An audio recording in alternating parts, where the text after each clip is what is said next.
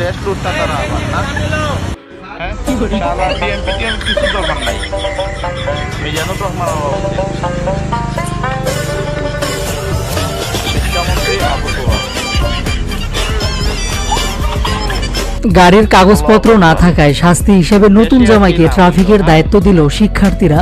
সামাজিক যোগাযোগ মাধ্যমে মুহূর্তে ভাইরাল ভিডিও। নতুন করে দেশ স্বাধীন হওয়ার পর থেকেই সারা বাংলাদেশের শিক্ষার্থীরা ট্রাফিকের দায়িত্ব পালন করছে, জানিয়ে প্রশংসার ঝড় উঠেছে। ট্রাফিকের দায়িত্ব পালন করতে গিয়ে হাস্যকর অনেক কাণ্ড ঘটছে, ঠিক তেমনই এবার চরম হাস্যকর কাণ্ড ঘটালেন শিক্ষার্থীরা। ঘটনাটি ঘটেছে রাজধানী ঢাকায়। বিকালের দিকে বিয়ে করার উদ্দেশ্যে গাড়িতে করে বরযাত্রী হয়ে যাচ্ছিলেন বর, তখন ট্রাফিকের দায়িত্বে ছিলেন শিক্ষার্থীরা। এমন সময় গাড়ির কাগজপত্র ঠিক ছিল না বরযাত্রীদের, তাই তো শিক্ষার্থীরা গাড়ি থেকে সেই বরকে নামিয়ে 30 মিনিট ট্রাফিকের কাজ করান। হাস্যকর হলেও এমন ঘটনা ঘটেছে আজকে, যে দৃশ্য সামাজিক যোগাযোগ মাধ্যমে রীতিমতো ভাইরাল হয়েছে।